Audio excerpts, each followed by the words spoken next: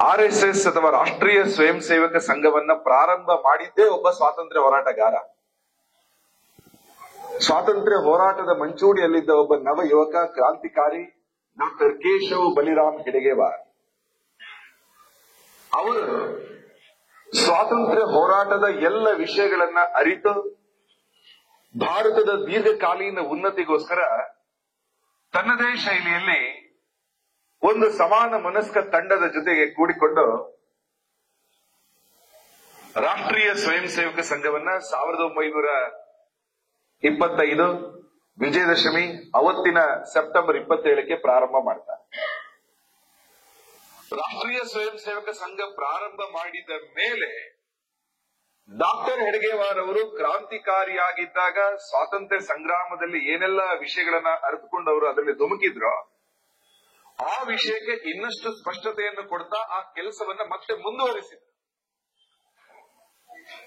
ಸ್ವಾತಂತ್ರ್ಯ ಹೋರಾಟ ಅನ್ನುವಂಥದ್ದು ಅತ್ಯಂತ ವಿಶಿಷ್ಟವಾಗಿರ್ತಕ್ಕಂಥ ಒಂದು ಪ್ರಕ್ರಿಯೆ. ಜಗತ್ತಿನ ಬೇರೆ ದೇಶಗಳ ಸ್ವಾತಂತ್ರ್ಯ ಹೋರಾಟಕ್ಕೂ ನಮ್ಮ ದೇಶದ ಸ್ವಾತಂತ್ರ್ಯ ಹೋರಾಟಕ್ಕೂ ವ್ಯತ್ಯಾಸ ಇದೆ. ಜಗತ್ತಿನ ಬೇರೆ ದೇಶಗಳ ಸ್ವಾತಂತ್ರ್ಯ ಹೋರಾಟ ಅದು ಸಾಮಾನ್ಯವಾಗಿ ಒಂದು ಏಕಮುಖದ ಹೋರಾಟವಾಗಿದೆ. ಸೈನಿಕರುಗಳ ಮಧ್ಯೆ ಅಥವಾ ಕ್ರಾಂತಿಕಾರಿ ರೂಪದ ಹೋರಾಟಗಳು ನಡೀತಾ ಇತ್ತು, ಯಾವುದೋ ಒಂದು ಕಡೆ ನಡೀತಾ ಇತ್ತು. ಆದ್ರೆ ಭಾರತದ ಸ್ವಾತಂತ್ರ್ಯ ಹೋರಾಟ ಬಹುಮುಖದ ಹೋರಾಟ, ಒಂದು ಮುಖದ್ದಲ್ಲ. ಪ್ಯಾನ್ ಇಂಡಿಯಾ ಹೋರಾಟ ಸಮಸ್ತ ಭಾರತದಲ್ಲಿ ನಡೆದಿದ್ದ. ಏಕಮುಖದ್ದಲ್ಲ ಅಂದಾಗ ಅದಕ್ಕೆ ಬಹುಮುಖ, ವಿಶೇಷವಾಗಿ 5 ಮುಖಗಳಲ್ಲಿ ನಮ್ಮ ಸ್ವಾತಂತ್ರ್ಯ ಹೋರಾಟ ನಡೆಯಿತು. ಮೊದಲನೇದು ನಮಗೆಲ್ಲರಿಗೂ ಗೊತ್ತಿರುವ ಹಾಗೆ ಕ್ರಾಂತಿಕಾರಿಗಳ ಮೂಲಕ ಹೋರಾಟ. ಬ್ರಿಟಿಷರು ಯಾವ ರೀತಿಯಲ್ಲಿ ನಮ್ಮ ಯುವಕರ ಜೊತೆ ವರ್ತನೆ ಮಾಡ್ತಾ ಇದ್ರು ಅವರಿಗೆ ಅದೇ ಭಾಷೆಯಲ್ಲಿ ಉತ್ತರ ಕೊಡ್ತಾ ಇದ್ರು. ಏಟಿಗೆ ಇದುರೇಟು, ಮಾತಿಗೆ ಪ್ರತಿ ಮಾತು, ರಕ್ತಕ್ಕೆ ರಕ್ತ, ಮದ್ದು ಗುಂಡುಗಳಿಗೆ ಪ್ರತಿಯಾಗಿ ಮದ್ದು ಗುಂಡುಗಳು, ಬಂದೂಕಿಗಳಿಗೆ ಬಂದೂಕಿನಿಂದಲೇ ಉತ್ತರ, ಖಡ್ಗಕ್ಕೆ ಖಡ್ಗ. ಹೀಗೆ ಬ್ರಿಟಿಷರಿಗೆ ಯಾವ ಅಂಜಿಕನೂ ಇಲ್ಲದ ಉತ್ತರ ಕೊಡ್ತಾ ಇದ್ದಂತ ಒಂದು ದೊಡ್ಡ ಯುವ ಪೀಳಿಗೆ ನಮ್ಮಲ್ಲಿದ್ದು ಅದು ಕ್ರಾಂತಿಕಾರಿ ಹೋರಾಟ. ಅನೇಕ ಕ್ರಾಂತಿಕಾರಿಗಳನ್ನು ನಾವು ಬಲ್ಲೆವು. ಚಂದ್ರಶೇಖರ್ ಆಜಾದ್, ರಾಮ್ ಪ್ರಸಾದ್ ಬಿಸ್ಮಿಲ್, ಭಗತ್ ಸಿಂಗ್, ರಾಜಗುರು, ಸುಖದೇವ್, ಬಾಘಾ ಜತೀನ್ ಸೇರ್ಕೊಂಡ ಹಾಗೆ ಅನೇಕ ವರ್ಷಗಳಿಂದ ಝಾನ್ಸಿ ರಾಣಿ ಲಕ್ಷ್ಮೀಬಾಯಿ ಸೇರ್ಕೊಂಡ ಹಾಗೆ ಸ್ವಾತಂತ್ರ್ಯ ಹೋರಾಟದಲ್ಲಿ ಕ್ರಾಂತಿಕಾರಿಗಳ ಒಂದು ಸುದೀರ್ಘ ಪರಂಪರೆ. ಎರಡನೇದು ಅಹಿಂಸಾತ್ಮಕ ಹೋರಾಟ. ಜನರನ್ನ ಸೇರಿಸಿ ಸಭೆ ಸಮಾರಂಭಗಳನ್ನ ಮಾಡಿ ಅವರಿಗೆ ಸ್ವಾತಂತ್ರ್ಯದ ಪರಿಕಲ್ಪನೆ, ಕಾನ್ಸೆಪ್ಟ್ ಅನ್ನ ಮನವರಿಕೆ ಮಾಡಿಕೊಡ್ತಾ ಇತ್ತು. ಸ್ವಾತಂತ್ರ್ಯ ಅಂದ್ರೆ ಏನು, ನನ್ನ ಮತ್ತು ನಿಮ್ಮ ಪಾತ್ರಗಳೇನು, ಸಾಮಾಜಿಕ ಏಕತೆಯ ಮೂಲಕ ಸ್ವಾತಂತ್ರ್ಯವನ್ನು ಪಡ್ಕೊಳ್ಳುವ ಮಾರ್ಗಗಳು ಯಾವುದು. ಹೀಗೆ ಅಹಿಂಸಾತ್ಮಕ ಹೋರಾಟದ ನೇತೃತ್ವವನ್ನು ವಹಿಸಿದ ಅನೇಕ ಮಂದಿ ದೇಶದುದ್ದಗಲ ಪ್ರವಾಸ ಮಾಡಿದ್ರು, ಜನರನ್ನ ಒಂದುಗೂಡಿಸಿದ್ರು, ಜನರ ಮನಸ್ಸನ್ನ ತಟ್ಟಿದ್ರು. ಅದು ಕೂಡ ಒಂದು ದೀರ್ಘಕಾಲದ ಹೋರಾಟ. ಅದರಲ್ಲಿ ಮಹಾತ್ಮ ಗಾಂಧೀಜಿ, ಗೋಪಾಲಕೃಷ್ಣ ಗೋಖಲೆ, ಪಟ್ಟಾಭಿ ಸೀತಾರಾಮಯ್ಯ ಸೇರ್ಕೊಂಡ ಹಾಗೆ ಅನೇಕ ಮಹನೀಯರು ಅದಕ್ಕೆ ಜೋಡ್ಕೊಂಡಿದ್ರು. ಮೂರನೇದು ಸಾಹಿತ್ಯಾತ್ಮಕ ಹೋರಾಟ, ಲಿಟರರಿ ಮೂವ್ಮೆಂಟ್. ಕೆಲವರು ಕವಿತೆಗಳನ್ನು ಬರೆದ್ರು, ಕೆಲವರು ಲೇಖನಗಳನ್ನ ಬರೆದ್ರು, ಕೆಲವರು ಪತ್ರಿಕೆಗಳನ್ನ ಪ್ರಾರಂಭ ಮಾಡಿದ್ರು. ಹೀಗೆ ಸ್ವರಾಜ್ಯ ಸಂಗ್ರಾಮಕ್ಕೆ ಸಾಹಿತಿಗಳು ತಮ್ಮ ರೀತಿಯ ಒಂದು ದೊಡ್ಡ ಕೊಡುಗೆ ಕೊಟ್ಟದ್ದು ನಮ್ಮ ದೇಶದ ವಿಶೇಷತೆ. ಅದು ಆನಂದ ಮಠ ಕಾದಂಬರಿಯ ಮುಖಪುಟದಲ್ಲಿ ಅಥವಾ ಪ್ರಾರಂಭದಲ್ಲೇನೆ ಬಂಕಿಮರ ದೇಶಭಕ್ತಿಯ ಸಾಲುಗಳು, ನಂತರ ಬರ್ತಕ್ಕಂಥ ವಂದೇ ಮಾತರಂ. ಆ ವಂದೇ ಮಾತರಲ್ಲಿ ತಾಯೇ ವಂದಿಸುವೆ ಭಾರತ ಮಾತೆಗೆ, ಹೇಗೆ ಪುತ್ರನಾಗಿರ್ತಕ್ಕಂಥ ಭಾರತೀಯರು ವಂದಿಸ್ತಾರೆ ಅಂತಕ್ಕಂಥ ಸಾಲುಗಳು ಕೇವಲ ಒಂದು ಹಾಡಾಗಿ ಉಳಿಯದೆ ಸ್ವಾತಂತ್ರ್ಯ ಸಂಗ್ರಾಮದ ಒಂದು ದೊಡ್ಡ ಘೋಷವಾಣಿಯಾಗಿ, ಸ್ಲೋಗನ್ ಆಗಿ ಅವತ್ತಿಗೆ ಮೊಳಗಿದೆ. ಇವತ್ತು ಕೂಡ ನಮಗೆ ಪ್ರೇರಣೆ ಕೊಡುವ ಸಾಲೆ ವಂದೇ ಮಾತರಂ. ಅನೇಕ ದೇಶಭಕ್ತಿಯ ಗೀತೆಗಳನ್ನ ಅಲ್ಲಲ್ಲಿ ಕವಿಗಳು ಬರೆದ್ರು, ಕನ್ನಡದಲ್ಲೂ ಬರೆದ್ರು. ಕನ್ನಡದ ಮೊತ್ತ ಮೊದಲ ರಾಷ್ಟ್ರಕವಿ ಮಂಜೇಶ್ವರ ಗೋವಿಂದ ಪೈ ಭಾರತಾಂಬೆಯ ಶಕ್ತಿ ನನಗಾತ್ಮ ಭಕ್ತಿ ಅವರು ಹೇಳ್ಕೊಟ್ರು. ಅನೇಕ ಮಂದಿ ಅನೇಕ ಕಡೆಗಳಲ್ಲಿ ಅನೇಕ ಪತ್ರಿಕೆಗಳು ಪ್ರಾರಂಭ ಆಯಿತು. 1826 ಇಸ್ವಿಯಲ್ಲಿ ಜುಗನ್ ಕಿಶೋರ್ ಶುಕ್ಲ ಅವರು ಉದ್ದಂಡ ಮಾರ್ತಾಂಡ ಪತ್ರಿಕೆಯನ್ನು ಪ್ರಾರಂಭ ಮಾಡಿ ಬ್ರಿಟಿಷರ ಸುಳ್ಳುಗಳಿಗೆ ಭಾರತೀಯ ಚಿಂತನೆಗಳ ಉತ್ತರವನ್ನು ಕೊಡ್ತಾ ಹೋದರು. ಅನೇಕ ಸಣ್ಣ ಸಣ್ಣ ಪತ್ರಿಕೆಗಳು ಅಲ್ಲಿ ಪ್ರಾರಂಭ ಆಗ್ತಾ ಹೋದವು. ಲೋಕಮಾನ್ಯ ತಿಲಕರ ಕೇಸರಿ ಮತ್ತು ಮರಾಠ ಪತ್ರಿಕೆ, ಗಾಂಧೀಜಿಯವರ ಹರಿಜನ್ ಮತ್ತು ಯಂಗ್ ಇಂಡಿಯಾ ಪತ್ರಿಕೆ, ಬಾಬಾ ಸಾಹೇಬ್ ಅಂಬೇಡ್ಕರ್ ಅವರ ಬಹಿಷ್ಕೃತ ಭಾರತ ಮತ್ತು ಬಹಿಷ್ಕೃತ ಮತ್ತು ಮೂಕನಾಯಕ ಪತ್ರಿಕೆ ಸೇರ್ಕೊಂಡ ಹಾಗೆ ಅನೇಕ ಪತ್ರಿಕೆಗಳ ರಾಷ್ಟ್ರೀಯ ವಿಚಾರಗಳನ್ನ ಪ್ರತಿಪಾದಿಸ್ತಾ ಇತ್ತು. ಕರ್ನಾಟಕದಲ್ಲೂ ವೃತ್ತಾಂತ ಚಿಂತಾಮಣಿ, ಹರ್ಡೇಕರ್ ಮಂಜಪ್ಪನವರ ಧನುರ್ಧಾರಿ, ವಿಶ್ವ ಕರ್ನಾಟಕ, ಸೀತಾ ಶರ್ಮಾ ಅವರ ಪತ್ರಿಕೆಗಳಲ್ಲಿ ನಾವು ಕೇಳಿದ್ದೀವಿ. ಹೀಗೆ ಅನೇಕ ಪತ್ರಿಕೆಗಳ ಮೂಲಕ, ಅದರಲ್ಲಿ ಲೇಖನಗಳ ಮೂಲಕ ಜನರನ್ನ ಬಡಿದೆಬ್ಬಿಸಿ ಸಾಮಾಜಿಕವಾಗಿ ಅವರಿಗೆ ಅರಿವು ಮೂಡಿಸಿ ಕಣ್ತರಿಸುವ ದೊಡ್ಡ ಸಾಹಿತ್ಯಾತ್ಮಕ ಲಿಟರರಿ ಮೂವ್ಮೆಂಟ್ ಅದು ನಮ್ಮ ದೇಶದ ವಿಶೇಷತೆ. ನಾಲ್ಕನೇದು ಸಮಾಜ ಸುಧಾರಕರ ಮೂಲಕ ಕೆಲಸ. ಸಮಾಜ ಸುಧಾರಣೆ ಸ್ವಾತಂತ್ರ್ಯ ಸಂಗ್ರಾಮಕ್ಕೆ ಪೂರಕವಾಗಿ ನಡೆದಂತಹ ಕಾಲಘಟ್ಟ. ಒಬ್ಬ ಸ್ವಾಮಿ ವಿವೇಕಾನಂದರು ಅಮೆರಿಕಕ್ಕೆ ಹೋಗಿ ವಾಪಸ್ ಬಂದ ಮೇಲೆ 1897ರಲ್ಲಿ ಮದ್ರಾಸಲ್ಲಿ ಮಾತಾಡ್ತಾ ಇದ್ದಾಗ ಒಬ್ಬ ಯುವಕ ಸ್ವಾಮಿ ವಿವೇಕಾನಂದರಿಗೆ ಪ್ರಶ್ನೆ ಕೇಳ್ತಾನೆ, ಸ್ವಾಮೀಜಿ, ನೀವು ಅಮೆರಿಕಕ್ಕೆ ಇಂಗ್ಲೆಂಡ್ಗೆಲ್ಲ ಹೋಗಿ ಬಂದಿದ್ದೀರಾ, ಇಂಗ್ಲಿಷ್ ಬರುತ್ತೆ, ಬ್ರಿಟಿಷ್ ಜೊತೆಗೆ ನೀವು ಕಾನ್ವರ್ಸ್ ಮಾಡ್ತೀರಾ, ಮಾತುಕತೆ ಮಾಡ್ತೀರಾ, ಇಡೀ ದೇಶ ಓಡಾಡದ ಅನುಭವ ಇದೆ, ಯೌವನ ಇದೆ, just 34. Why can't you take the leadership of freedom movement? ಕೇವಲ ಭಾಷಣ ಮಾಡಿ ಊರಿಂದ ಊರಿಗೆ ಹೋದ್ರೆ ಸಾಕ, ಯಾಕೆ ನೀವು ಸ್ವಾತಂತ್ರ್ಯ ಸಂಗ್ರಾಮದ ನೇತೃತ್ವವನ್ನು ವಹಿಸಲ್ಲ ಅಂತ ಕೇಳ್ತಾರೆ. ಪ್ರಶ್ನೆ ಸರಿ ಅಂತ ಅದಕ್ಕೆ ವಿವೇಕಾನಂದರು ಉತ್ತರ ಕೊಡ್ತಾರೆ. ಆ ಯುವಕರ ಉತ್ಸಾಹವನ್ನು ನೋಡಿ, ಡು ಯು ವಾಂಟ್ ಫ್ರೀಡಮ್? ಸ್ವಾತಂತ್ರ್ಯ ಬೇಕಾ? I will get you the freedom by dawn. ನಾಳೆ ಬೆಳಗ್ಗೆ ನಿನಗೆ ಸೂರ್ಯೋದಯಕ್ಕಿಂತ ಮುಂಚೆ ಸ್ವಾತಂತ್ರ್ಯವನ್ನು ತಂದುಕೊಡ್ತೀನಿ. 100 ಯೂತ್, 100 ಯುವಕರನ್ನ ಕೊಡ. ಕಬ್ಬಿಣದ ಮಾಂಸಖಂಡಗಳು ಇರಬೇಕು, ನರ್ವ್ಸ್ ವಿತ್ ಸ್ಟೀಲ್, ಉಕ್ಕಿನ ನರಗಳಿರಬೇಕು, ವಿಲ್ ಪವರ್ ಲೈಕ್ ಥಂಡರ್, ಹೇಳಿದ ಕೆಲಸವನ್ನು ಪರಿಪೂರ್ಣವಾಗಿ ಮಾಡತಕ್ಕಂಥ 100 ಸನ್ನದ್ಧ ಯುವಕರನ್ನ ಕೊಡು, ಈ ದೇಶದ ಚರ್ಯೆಯನ್ನು ಬದಲಾಯಿಸ್ತೀನಿ ಅಂತ ಹೇಳಿದ್ರು. 100 ಮಂದಿ ಸಿಗಲಿಲ್ಲ. ಯುವಕನಿಗೆ ಹೇಳಿದ್ರು, ಮಗು ಬೇಜಾರಾಗಬೇಡ, we will get freedom. Where are the men to digest it? ಬಂದಿರೋ ಸ್ವಾತಂತ್ರ್ಯವನ್ನು ಉಳಿಸಿಕೊಳ್ಳುವಂತ ಜನರಲ್ಲಿದ್ದಾರೆ. ಈಗಲೂ ಕೂಡ ಜಾತಿ ಕಾರಣಕ್ಕೆ ಜಗಳ, ಭಾಷೆ ಕಾರಣಕ್ಕೆ ಜಗಳ, ಅನೇಕ ಕಾರಣಗಳನ್ನು ಹುಡುಕಿ ಜಗಳ ಮಾಡ್ತೀವಿ ನಮ್ಮಲ್ಲಿ. ಇಷ್ಟೊಂದು ಜಗಳ ಬಿರುಕಿನ ಮಧ್ಯೆ ಸಾಮಾಜಿಕ ಸುಧಾರಣೆ ಆಗ್ಬೇಕಾಗಿದೆ.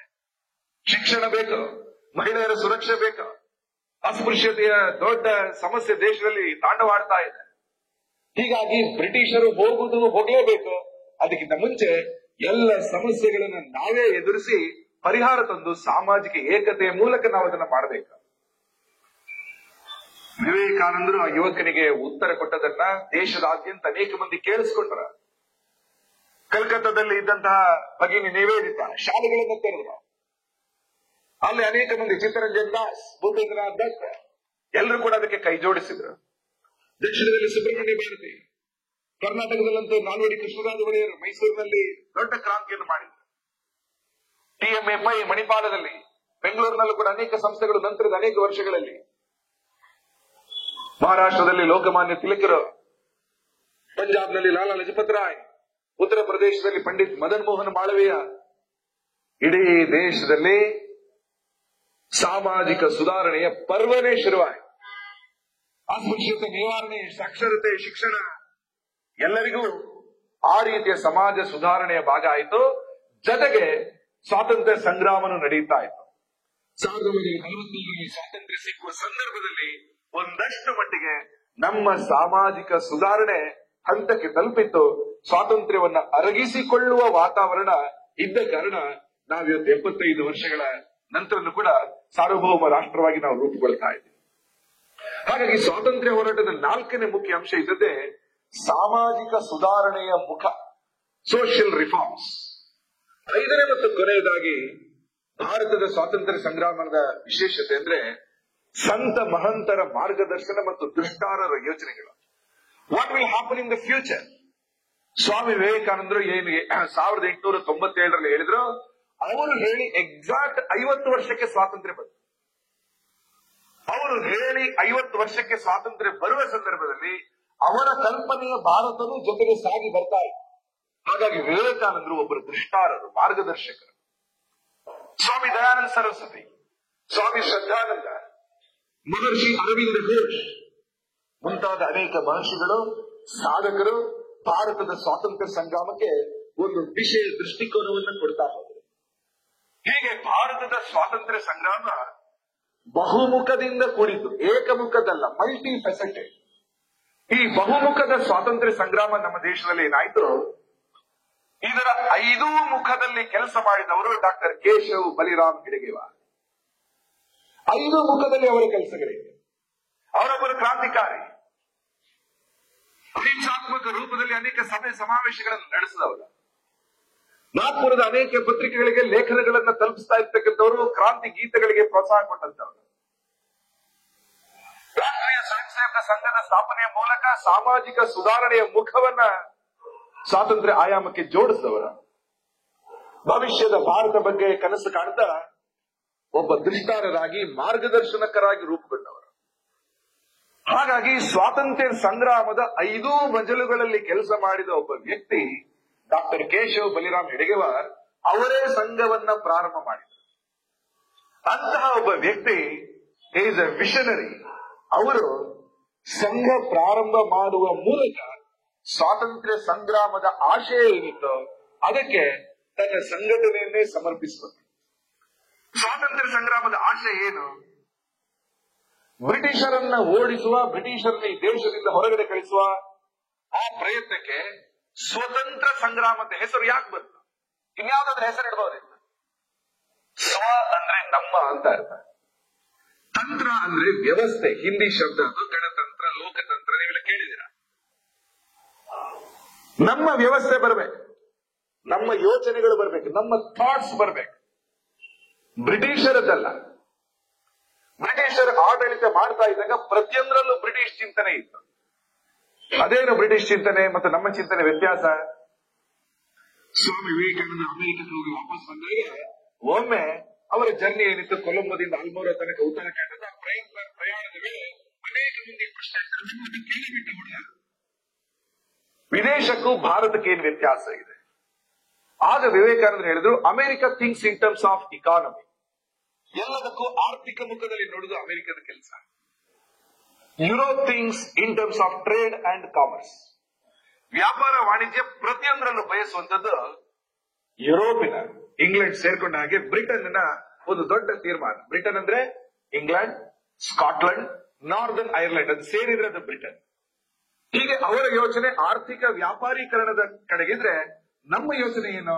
ಅವರು ಹೇಳಿದ್ರು, ಭಾರತ ಯೋಚನೆ ಮಾಡ್ತಾ ಇರೋದು ಸ್ಯಾಕ್ರಿಫೈಸ್ ಅಂಡ್ ರಿನೌನ್ಸಿಯೇಷನ್, ಸೇವೆ ಮತ್ತು ತ್ಯಾಗ. ಅದು ನಮ್ಮ ದೇಶದ್ದು.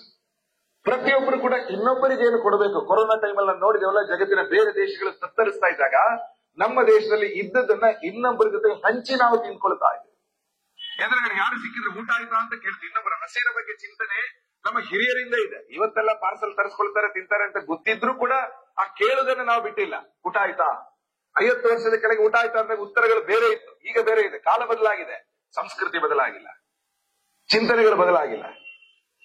ಭಾರತದ ಮೂಲ ಚಿಂತನೆ ಏನಿದೆ, ಇನ್ನೊಬ್ಬರ ಬಗ್ಗೆ ಯೋಚಿಸುವ, ಸರ್ವೇ ಭವಂತು ಸುಖಿನ ಅಂತ ಯೋಚನೆ ಮಾಡುವ, ಎಲ್ಲರಲ್ಲೂ ಕೂಡ ಹಿತವನ್ನ ಕಾಣುವಂತಹ ಆ ಭಾರತೀಯ ಚಿಂತನೆಗಳು ಬೇಕು. ಅದೇ ಸ್ವತಂತ್ರ, ನಮ್ಮ ಚಿಂತನೆಗಳನ್ನು ಉಳಿಸಿಕೊಳ್ಳುವ ಹೋರಾಟ.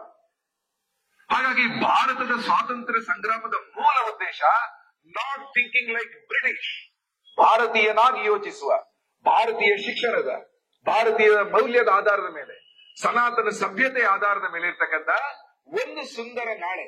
ಅದೇ ಸ್ವಾತಂತ್ರ್ಯ ಹೋರಾಟದ ಮೂಲ ಆಶಯ. ಅದು ರಾಷ್ಟ್ರೀಯ ಸ್ವಯಂ ಸೇವಕ ಸಂಘದ ಮೂಲಕ ಡಾಕ್ಟರ್ ಹೆಡಗೇವಾರ್ ಪ್ರಾರಂಭ ಮಾಡಿದ್ರು. ಅವರು ಪ್ರಾರಂಭ ಮಾಡಿದ ಸಂಘಟನೆಯನ್ನು ನೋಡ್ಲಿಕ್ಕೆ ಕೇವಲ 15 ವರ್ಷಗಳು ಮಾತ್ರ ಅವರಿಗೆ ಸಾಧ್ಯ ಆಯಿತು. ಆ 15 ವರ್ಷದಲ್ಲೇ ಅವರ ಅಪೇಕ್ಷೆಗೆ ತಕ್ಕ ಹಾಗೆ ಆ ಸಂಘಟನೆಯನ್ನು ಬೆಳೆಸಿದ್ರು. ಈಗ ಆ ಸಂಘಟನೆಗೆ 100ನೇ ವರ್ಷ. ಪ್ರಾರಂಭದ ಹಂತದಿಂದಲೂ ಸ್ವಾತಂತ್ರ್ಯಕ್ಕೋಸ್ಕರ ಹೋರಾಟ ಮಾಡ್ತಾ ಇದ್ದಂತಹ ನಾಗ್ಪುರದ ಯುವಕರ ಮಧ್ಯೆ ಮೇಲೆದ್ದಿದ್ದಂತಹ ಹುಡುಗ ಕೇಶವ. ಸಣ್ಣ ವಯಸ್ಸಲ್ಲೇ ಇದ್ದಾಗ, ಅವರಿಗೆ ಕೇವಲ 8 ವರ್ಷ ಇದ್ದಾಗ ಅವರು ಹುಟ್ಟಿದ್ದು 1889 ಇಸ್ವಿ. 1897 ಇಸ್ವಿನಲ್ಲಿ ಅವರ ಸ್ಕೂಲಿಗೆ ಬಂದಂತ ಒಬ್ಬ ಅಧಿಕಾರಿ ಬ್ರಿಟಿಷ್ ಶಿಕ್ಷಣ ಪದ್ಧತಿಯನ್ನೇ ಇಂಪೋಸ್ ಮಾಡ್ತಾ ಇದ್ದಂತ ಕಾಲಘಟ್ಟ ಅದು. ವಿಕ್ಟೋರಿಯಾ ಮಹಾರಾಣಿಯ ವಿಜಯದ ಆಗಮನದ ಮತ್ತು ವಿಜಯದ ಒಂದು ಸಂಭ್ರಮಕ್ಕೋಸ್ಕರ ಸಿಹಿಯನ್ನು ಕೊಟ್ಟಾಗ ಸಣ್ಣ ಪ್ರಾಯದ ಹುಡುಗ ಅದೆಲ್ಲವನ್ನು ಕಿತ್ತು ಬಿಸಾಕಿ ಹೋಗಿತ್ತು.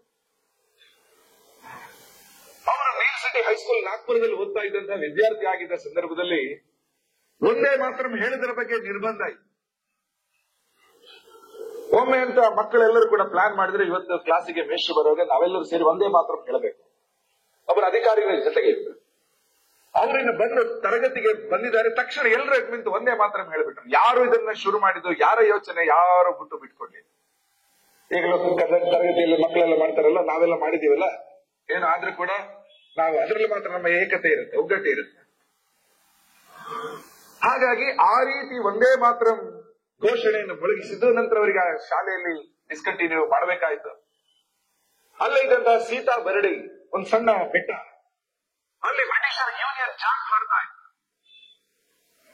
ಒಂದು ಸಣ್ಣ ತಂಡದ ಜೊತೆಗೆ ಪ್ಲಾನ್ ಮಾಡಿ ಯೂನಿಯನ್ ಜಾಕ್ ಅನ್ನು ಕೆಳಗಿಳಿಸಿ ಆಗ ನಮ್ಮ ಧ್ವಜವನ್ನು ಹಾರಿಸಿದ್ದು ಇದೇ ಕೇಶವ್ ಬಲಿರಾಮ್ ಹೆಡ್ಗೆ.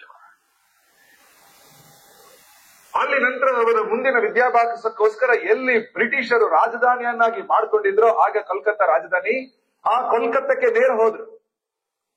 ಸಿಂಹವನ್ನು ಅದರ ಗುಹೆಯಲ್ಲೇ ಎದುರಿಸಿದ ರೀತಿಯಲ್ಲಿ ನಾಗ್ಪುರದಿಂದ ಕೋಲ್ಕತ್ತಾಕ್ಕೆ ಡಾಕ್ಟರ್ ಹೆಡ್ಗೇವಾರ್ ಹೋಗ್ತಾ ಇದ್ದಾರೆ ಅಂತ ಗೊತ್ತಾದಾಗ ಬ್ರಿಟಿಷ್ ಗುಪ್ತಚರರು ಆ ಮಾಹಿತಿಯನ್ನು ಕಲೆ ಹಾಕಿದ್ರು. ದಾರಿ ಮಧ್ಯೆ ಜಬಲ್ಪುರದಲ್ಲಿ ಅವರು ಹೇಳಿದ್ರು, ಬ್ರಿಟಿಷ್ ಗುಪ್ತಚರ ಇಲಾಖೆಗೆ ಚಳ್ಳೆ ಹಣ್ಣನ್ನು ತಿನ್ನಿಸಿ ನಂತರ ಅವರು ಕಲ್ಕತ್ತಾಗೆ ಹೋದದ್ದು ಕೂಡ ಒಂದು ದೊಡ್ಡ ನಿದರ್ಶನ ಇದೆ. ಕಲ್ಕತ್ತಾದಲ್ಲಿ ಹೋದದ್ದು ಮೆಡಿಕಲ್ ಎಜುಕೇಶನ್ ಓದ್ತಾ ಇದ್ರು, ಜೊತೆಗೆ ಕ್ರಾಂತಿಕಾರಿಗಳ ಕೆಲಸವನ್ನು ಮಾಡ್ತಾ ಇದ್ರು. ಅನೇಕ ಕ್ರಾಂತಿಕಾರಿ ಪ್ರಮುಖರ ಪರಿಚಯ ಆಯಿತು. ಅನುಶೀಲನ ಸಮಿತಿ ಅದರ ಕಾರ್ಯಕರ್ತರಾಗಿ ರೂಪುಗೊಂಡು ಅದರ ಯೋಜನೆಯಲ್ಲಿ ತಮ್ಮನ್ನು ತಾವು ತೊಡಗಿಸಿಕೊಂಡು ಹೀಗೆ ಅನೇಕ ಕ್ರಾಂತಿಕಾರಿ ಚಟುವಟಿಕೆಗಳ ಮೂಲಕ ಕೋಲ್ಕತ್ತಾದಲ್ಲಿ ಬ್ರಿಟಿಷ್ ಸರ್ಕಾರಕ್ಕೆ ಮಾಹಿತಿ ಬರ್ತಾ ಇತ್ತು. There is a person we should observe, mister Keshav Baliram Hedgewar. ದೂರದಿಂದ ಗಮನಿಸ್ತಾ ಇತ್ತು. ಅನೇಕ ಬಾರಿ ಅವರಿಗೆ ಗೊತ್ತಾಗ್ತಾ ಇತ್ತು ಬ್ರಿಟಿಷರಿಗೆ ನಾಗ್ಪುರ ಅಥವಾ ಮಹಾರಾಷ್ಟ್ರದ ಭಾಗ ಏನಿತ್ತು, ಇವತ್ತು ನಾವೇನು ಮಹಾರಾಷ್ಟ್ರ ಕರೀತೀವಿ, ಅದನ್ನು ವಿದರ್ಭ ಅಂತೆಲ್ಲ ಕರಿತಾ ಇದ್ರು. ಈಗಲೂ ವಿದರ್ಭ ಒಂದು ಏರಿಯಾ ಇದೆ. ಆ ಪ್ರದೇಶಗಳ ಅನೇಕ ಕ್ರಾಂತಿಕಾರಿಗಳಿಗೆ ಮದ್ದುಗುಂಡುಗಳು, ಪಿಸ್ತೂಲ್ ಅನ್ನು ಕಳಿಸ್ಲಿಕ್ಕೆ ಇವರು ಏನಾದ್ರೂ ಇಲ್ಲಿಗೆ ಬಂದಿದ್ದಾರಾ ಅಂತ ಅವರ ಮೇಲೆ ಗುಮಾನಿ. ಅನೇಕ ಕ್ರಾಂತಿಕಾರಿ ಗುಪ್ತ ಚಟುವಟಿಕೆಗಳನ್ನು ಮಾಡ್ತಾ ಇದ್ರು. 1911 ಇಸವಿ ಡಿಸೆಂಬರ್ ತಿಂಗಳಲ್ಲಿ ರಾಜಧಾನಿ ಕಲ್ಕತ್ತಾದಿಂದ ಡೆಲ್ಲಿಗೆ ಶಿಫ್ಟ್ ಆಯಿತು. ಅದಾದ ನಂತರನೂ ಕೂಡ ಅನೇಕ ಸಂದರ್ಭಗಳಲ್ಲಿ ಕಲ್ಕತ್ತಾದ ಕ್ರಾಂತಿಕಾರಿ ಚಟುವಟಿಕೆಗಳಲ್ಲಿ ಅತ್ಯಂತ ಸಕ್ರಿಯ ವ್ಯಕ್ತಿ ಯಾರು ಅಂತ ಆಗಿನ ಕಾಲದ ಒಂದು 6-7 ವರ್ಷದ ಕಡತಗಳನ್ನ ನೋಡಿದ್ರೆ, ಬ್ರಿಟಿಷ್ ಫೈಲ್ಸ್ ನೋಡಿದ್ರೆ ಡಾಕ್ಟರ್ ಕೇಶವ್ ಬಲಿರಾಮ್ ಹೆಡ್ಗೇವಾರ್ ಅವರ ಹೆಸರು ನಮಗೆ ಕಾಣಿಸುತ್ತೆ.